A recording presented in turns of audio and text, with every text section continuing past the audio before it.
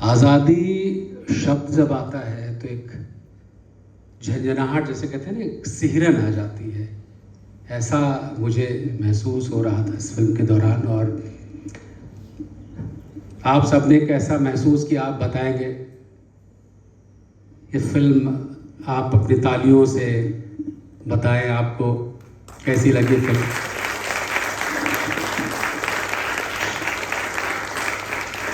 शायद आप लोग लाइब्रेरी में पढ़ाई कर रहे थे, हाँ, तो इसीलिए जो लाइब्रेरी यहाँ पर बहुत सुंदर ये प्रांगण बना हुआ है, तो ये अध्ययन करने के लिए कुछ बच्चे पढ़ने के लिए आते हैं। तो ये मेरा विशेष आग्रह था कि इस फिल्म को आप लोग ज़रूर देखने आएँ। तो मुझे लगता कि यहाँ आना आपका सार्थक हुआ होगा, क्योंकि पढ़ाई के साथ साथ हम जिस देश में रह रहे हैं, ये देश यहाँ तक कैसे पहुँचा है उसके बारे में जानना, उसको अनुभव करना बहुत आवश्यक है। 13 मिनट तक हम सब वही थे सब, हम 100% उसे थे। अंशुल जी, इसके लिए मैं ये धन्यवाद आभार, बहुत शब्द छोटे हैं, इसे आगे की बात है। सबसे पहले मैं ये आपसे पूछना चाहूँ, अगर चर्चा की बात बढ़े, तो ये फिल्म बजाने का विचार कैसे आया? क्योंकि अभी जो है ना, इस तरह की बातें आप करें तो बहुत आसपास के लोग, घर वाले, ये लोग कि ऐसा करके क्या होगा, मतलब कुछ उल्लू टाइप की फिल्म बना लो, उससे कुछ हो जाएगा, है ना। तो ये बहुत ज़रूरी है कि विचार सबसे है कि उस तरह के विचार किसने आपको कुरेदा और वहाँ से आपने ये यात्रा शुरू की? सर, सबसे पहले तो सिने टॉकीज को बहुत बहुत धन्यवाद कि उन्होंने ये फिल्म का चयन किया आज दिखाने के लिए और मुझे आमंत्रित किया। Respected organisers, respected Surve sir और सभी अतिथिगण, सबसे पहले आई एम वेरी सॉरी कि मैं यहाँ पे थोड़ा देर से पहुँचा, तो कार्यक्रम देर से शुरू हुआ, आप सबने मेरा इंतज़ार किया, मैं बहुत आभारी हूँ। नाउ टू योर क्वेश्चन, मेरी आवाज़ बहुत ज़्यादा गूंज रही है क्या? सबको सुनाई दे रही है ठीक से? So back to your question, दो चीज़ें हैं दो भाग हैं इस जवाब के। एक तो ये कि मुझे एज अ राइटर और डायरेक्टर, एज एन आर्टिस्ट, मुझे ऐसा फील होता है कि अगर हमने अपनी आर्ट को सोसाइटी के लिए नहीं बनाया तो वो आर्ट यूजलेस है, वर्थलेस है। बिकॉज आर्ट कहते हैं कि एक गिफ्ट होती है, you can not learn it, you can polish it by learning it, but somewhere आपको एक गिफ्ट मिली है और वो गिफ्ट जब तक आपने बांटी नहीं वो बढ़ेगी नहीं। दूसरी चीज, ये मेरे कुछ पर्सनल अनुभव रहे मेरे परिवार में, जिससे मुझे लगा कि इस तरह की एक फिल्म बनना बहुत ज़रूरी है। मेरी एक नीस जो कि 16 या 17 साल की थी, उसके साथ में मेरी चर्चा हो रही थी कुछ विषयों पे, और किसी बात को लेके उन्होंने, मतलब ये मैं जो आपसे बात कह रहा हूँ ये किसी पॉलिटिकल पार्टी विशेष नहीं है, तो उसको बिल्कुल भी अन्यथा नहीं ली जाए, ये सिर्फ आपके साथ अपना अनुभव साझा कर रहा हूँ। तो मैं मध्य प्रदेश में पला बढ़ा और 17 साल की उम्र तक मैं मध्य प्रदेश में था, फिर मुंबई में आ गया। यहीं से मैंने अपना कॉलेज, ग्रेजुएशन, पोस्ट ग्रेजुएशन, और उसके बाद में मेरी पूरी जर्नी यहीं हुई है। तो बैक इन एमपी हमने बहुत खराब दिन देखे थे, आज से कई साल पहले, 90s में। सड़क नहीं थी, पानी नहीं था, पावर नहीं था, पूरा ब्रेन ड्रेन हो रहा था, सब लोग बाहर जा रहे थे क्योंकि क्या करेंगे वहाँ पे। और बाद में जब मैं अपनी 16 साल की नीस से बात कर रहा था, जो कि इंदौर की हैं, तो उनको लग रहा था कि राज्य में कुछ भी ठीक नहीं है। ये कुछ साल पहले की बात है, और ये वो तब की बात है जब इंदौर लगातार 6 साल से भारत का सबसे स्वच्छ और अच्छा शहर डिक्लेयर हो रहा है, क्लीन सिटी। तो मुझे उनको बताना पड़ा कि आपने कुछ पुराने दिन देखे नहीं है, अनुभव नहीं किए हैं, और इसलिए आपको कई चीज़ों का अंदाज़ा नहीं है कि हमने कहाँ से कहाँ जर्नी करी है इस प्रदेश ने। तो उसी बात को लेके जब चर्चा आगे बढ़ी तो ये हुआ कि हमारी पूरी कंट्री की हालत खराब है। तो पहले अपने शहर से, फिर अपने राज्य से, फिर वो बात पूरे देश तक पहुंच गई। तो that hit me very hard कि हम सब जो लोग हैं वो एक आजाद देश में पैदा हुए हैं। हम समझ ही नहीं पा रहे हैं कि ये आजादी हमें किस कीमत पे मिली है, और इस कारण से हम उसकी वैल्यू नहीं कर पा रहे हैं। क्योंकि जो चीज आपको फ्री में मिल जाए ना, उसकी इंसान वैल्यू बहुत कम करता है। तो ना तो हमने वो सैक्रिफाइसेस देखे हैं, ना वो सैक्रिफाइसेस अनुभव किए हैं, और ना ही सिर्फ हमने उनको टेक्स्ट बुक में पढ़ा है, जो हमें ऊपर ही ऊपर से छू के चले जाता है। और हमारी फिल्म का एक किरदार बोलता भी है कि जो हिस्ट्री तुमने पढ़ी वही हमने पढ़ी है, तो हमें उसके बारे में भाषण मत दो। तो ये हिस्ट्री जो है एक भाषण बन जाती है जब हम बात करते हैं, खासकर यंगस्टर्स के साथ में। तो ये फिल्म को बनाने का सबसे बड़ा उद्देश्य यही था। जब मुझे मौका मिला ये शॉर्ट फिल्म बनाने का, तब मेरे मन में यही ख्याल था कि एक ऐसी फिल्म बनाई जाए जो एक मैसेज लोगों को दे सके, जिससे वो उनको लगे कि हम शायद एक उस पूरी हिस्ट्री का एक छोटा सा हिस्सा महसूस कर सकें। तो उसका तरीका जब कहानी हमने बनाने में गढ़ा, तो उसका तरीका यही मुझे लगा कि अगर मैं आज के इस यूथ को उस समय भेज दूं, टेलीपोर्ट कर दूं एक विश के थ्रू, तो शायद उन 3 यंगस्टर्स जो आज के यंगस्टर्स हैं, उनको देख के हमारे जो आज के यूथ हैं, शायद वो अपने आप से उसको रिलेट कर पाए और कनेक्ट कर पाए। ये ठीक बात है, जैसा कि अभी आपने हारिल जी ने कहा भी कि हम लोग वहाँ पहुँच गए थे, तो शायद ये सभी बच्चे वहाँ पहुँच गए होंगे कुछ पल के लिए, बहुत ज़रूरी था। और आज के बाद ये सब लोग कुछ दूसरे होंगे, मैं ऐसा महसूस करता हूँ। इसके पहले, इस हॉल में आने के पहले जो थे वो नहीं होंगे, कुछ और होंगे। कुछ तो टूटेगा, कुछ घटेगा, कुछ जुड़ेगा, कुछ बदलेगा। कला का यही काम है, और मुझे लगता है कि कला की ये सार्थकता भी है। अब मधुसूदन सुर्वे जी के पास मैं आता हूँ। सुर्वे जी ने जो बात कही कि उनको महसूस नहीं किया, सुर्वे जी हमारे पास साक्षात हैं जिन्होंने उस नहीं तो दूसरी लड़ाई, चूँकि हमारे यहाँ हमेशा लड़ाइयाँ होती हैं, अभी भी कुछ लड़ाइयाँ चल रही हैं। अभी एक दौर ऐसा आया है कि कहाँ कहाँ से हमारे पास सैंक्शंस आ रहे हैं, एक लड़ाई चालू है। उसके पहले चाइना की तरफ से आई थी, एक लड़ाई चालू है। हमारे पास लड़ाइयाँ हमेशा रहती हैं, हम उनको किस तरह से लड़ते हैं, कैसे समझते हैं, हमारे ऊपर है। तो मधुसूदन जी से मैं जानना चाहूँगा इनके अनुभव कि जिन्होंने जो आज़ादी को आज हल्के में जो लेते हैं, तो आपके अनुभव बताएंगे कि करगिल वार में जिस तरह से आप रहे हैं, और उसको आप बताएं जिससे ये बच्चे या हम लोग और अच्छे से अनुभव कर पाए। जय हिंद, वंदे मातरम। आदरणीय मंच के ऊपर बैठे हुए सभी प्रणाम नमस्कार।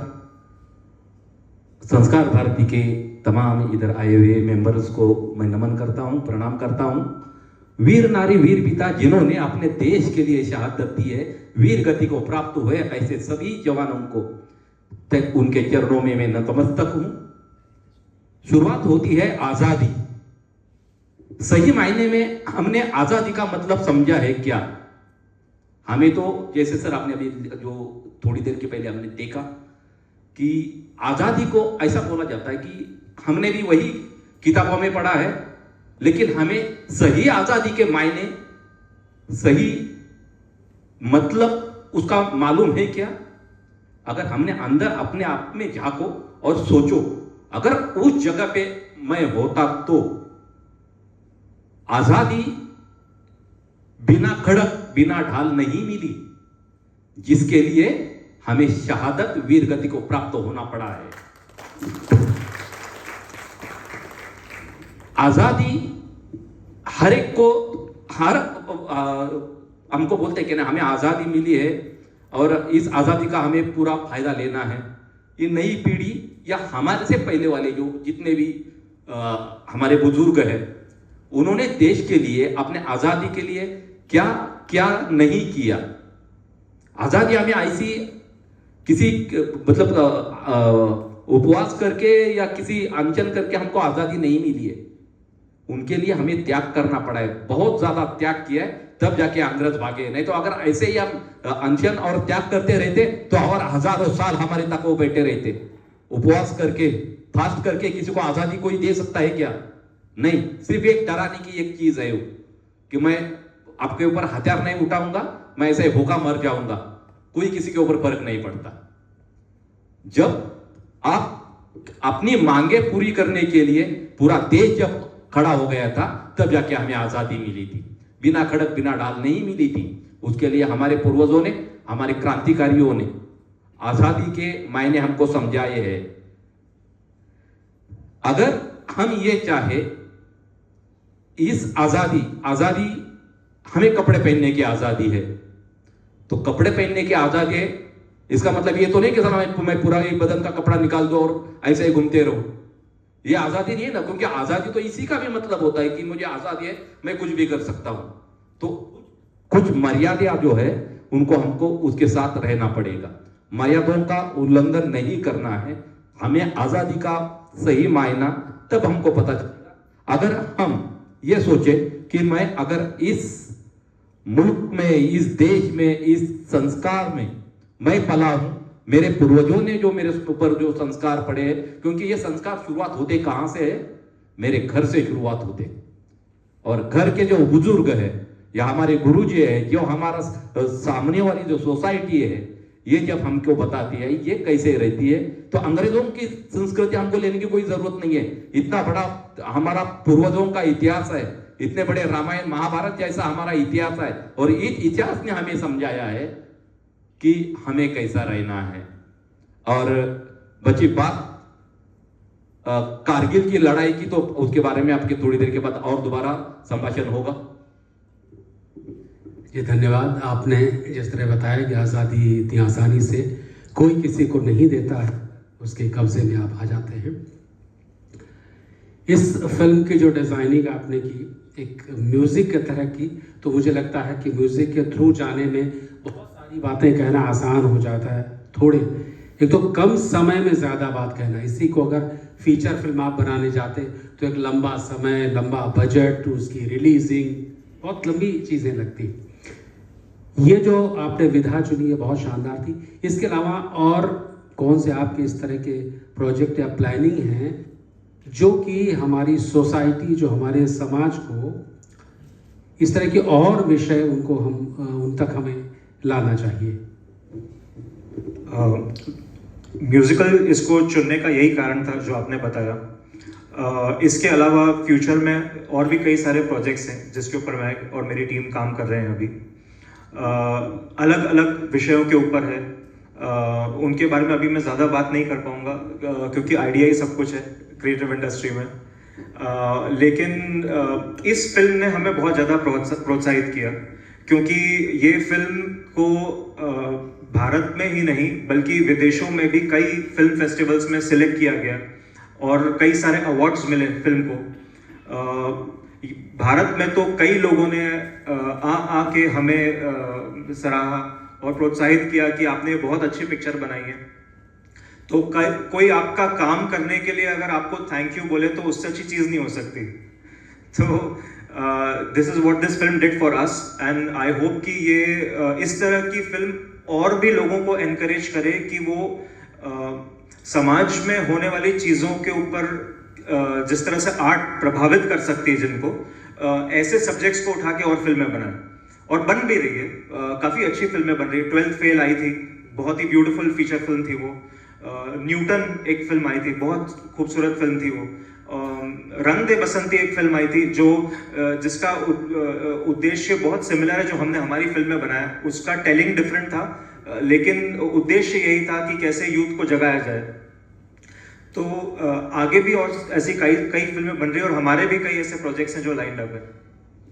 बहुत बहुत धन्यवाद। जैसे कि ये फिल्म देखी आपने, जो कार्य संस्कार भारती करता है, ये मंच करता है कि कला के द्वारा, समाज के द्वारा हम कैसे जागृत फैलाते रहें। तो ये कतई ज़रूरी नहीं कि आप फिल्म ही बनाएं तभी जागरण होगा। आपके पास जो टूल है, अगर आपने कहा कि मैं बेस्ट 50 में आना चाहता हूँ उद्योग करने के लिए, तो उद्योग ऐसा क्या करें कि उससे समाज और देश का भला हो। वो कुछ भी करने के पहले आपके दिमाग में रहना ही चाहिए।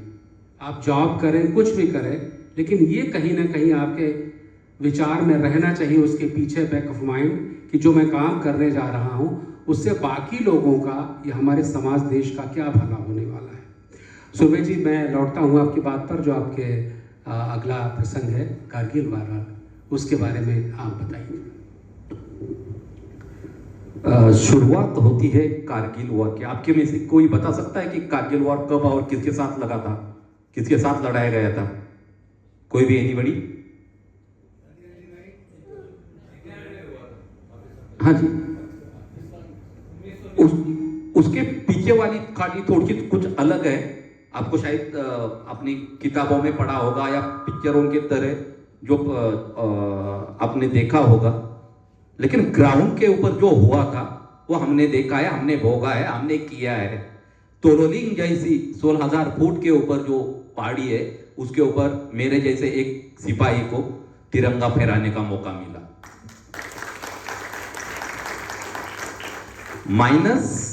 माइनस 17 डिग्री और 19,000 फीट की हाइट। आप सोच सकते हो, अगर ये बोतल, सर जी, ये बोतल अगर हम फ्रिज में रखते हैं तो 3 डिग्री के बाद उसका बर्फ बन जाता है। सोच लो हमारी भारतीय सेना उस माहौल में 16,000 फीट के ऊपर, 16,000 फीट के ऊपर तोलोलिंग, 19,000 फीट के ऊपर टाइगर हिल और 14,000 फीट के ऊपर पॉइंट 5041। ये सब हाइट इसलिए बता रहा हूं क्योंकि उनका हर एक का एक एक स्तर है। और वहां पे बैठे हुए थे पाकिस्तान के मुजाहिदीन, जो जनरल परवेज मुशर्रफ बता रहा था। जनरल परवेज मुशर्रफ के बारे में आपने सुना होगा, वो भी एक शासक है, इंडियन मतलब पाकिस्तान आर्मी के एक जनरल थे।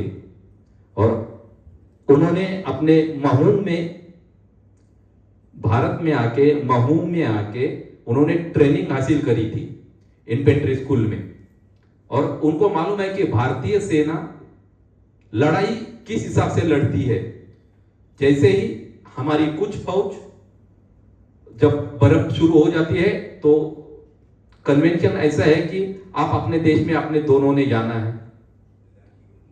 भारतीय सेना अपने बेस में आ गई, पाकिस्तान सेना अपने बेस में जाने चाहिए थी मगर हो गई नहीं। जैसी ही हमारी सेना अपने बेस में आ गई, उन्होंने जितने आपको जो मैंने जो हाइट और ये पहाड़ियां बताई थी उनके ऊपर जाके कब्जा कर दिया।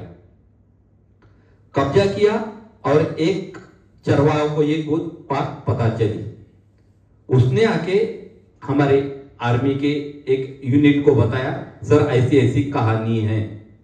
और तब जाके एक डेलीगेशन जाता है कैप्टन सौरभ सिंह कालिया साहब का, 6-7 बंदे जाते हैं पेट्रोलिंग के लिए और उनको एम्बुश किया जाता है। एम्बुश का मतलब था चारों बाजू से उनको घेरा जाता है, उनको बोलते हैं आपके हथियार डाउन करो और हाथ खड़े करो। हथियार डाउन, हाथ खड़े करने के बाद उनके हथियार इकट्ठे लिए जाते हैं, उनको हर एक को गोली मारी जाती है। गोली मारने के बाद सबके, खास करके कैप्टन सौरभ सिंह कालिया साहब के छोटे छोटे टुकड़े किए जाते हैं। बाकियों के तो बड़े बड़े थे, लेकिन कैप्टन कालिया साहब के छोटे छोटे टुकड़े करके एक बोरी में भर के अपने बेस में भेजा जाता है। और वहां से शुरुआत होती है ऑपरेशन विजय की, यानी कि कारगिल की। ऑपरेशन विजय क्या है? शुरुआत यहां से होती है और NH1 श्रीनगर से जो लेह तक रास्ता जाता है उसको बोलते हैं नेशनल हाईवे 1 और जब नीचे से ऊपर पूरी रसद पहुंचती है, जो पूरा एम्यूनिशन एंड सिविलियंस के लिए जो भी सामग्री है खाने की, वो वहां तक पहुंचनी चाहिए होती है और हमेशा जाती है वही, क्योंकि उनके पास उनका खुद का कुछ नहीं है, वो उधर कुछ बिकता नहीं है। इधर से जब अपने भारत से या श्रीनगर की उसी उधर के लिए जब भेजते हैं तो वही उनके लिए जीने का एक सहारा है। और जनरल परवेज मुशर्रफ ने ये सोचा कि अगर ये NH1 उसको हम अगर कट कर दिया जाए तो इनका जो ऊपर वाली जो रसद है वो पहुंचेगी नहीं और ये अपने आप अपने देश में शामिल हो जाएंगे, यानी कि वो पाकिस्तान में आ जाएंगे। इनका जो मुकुट बोलते हैं वो उनका कट हो जाएगा और ये उनके ऊपर हम कब्जा कर लेंगे।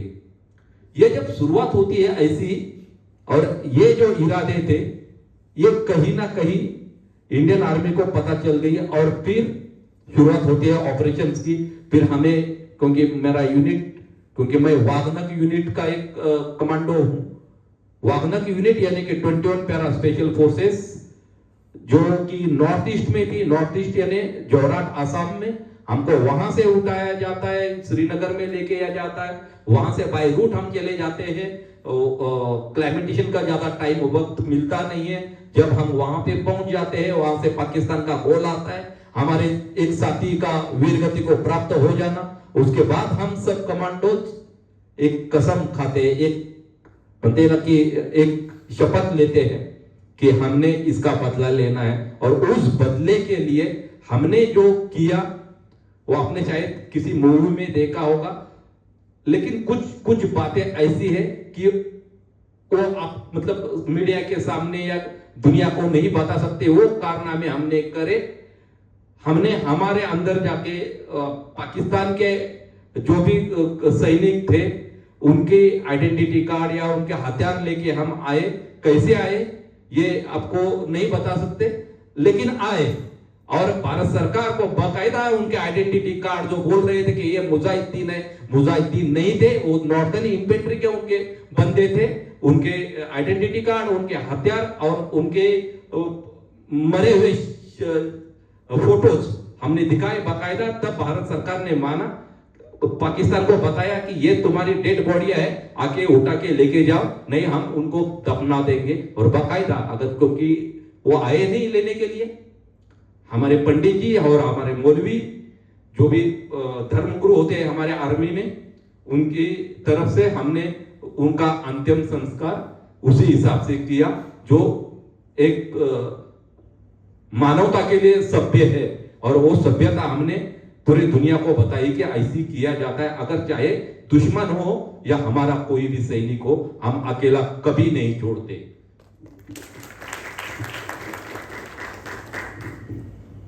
लड़ाई में भी मानवीयता बरकरार रखना, ये सेना से सीखना चाहिए। जैसे आपने कहा कि आज़ादी हमें मिली है तो ऐसा नहीं कि हम कुछ भी करें। जैसे कहते हैं कि सड़क पे चलना है तो सड़क पे चलने का तो कानून होता है ना। तो आपकी आज़ादी तो ऐसा नहीं कि आज़ादी तो हम सिग्नल नहीं मानेंगे, आज़ादी तो इसका मतलब नहीं कहीं टर्न ले लेंगे, आज़ादी तो इसका मतलब नहीं कहीं भी गाड़ी पार्क कर देंगे, है ना। हर चीज़ के नियम नहीं होंगे तो कितनी जिंदगी वायर हो जाएगी, कितनी वाहियात हो जाएगी।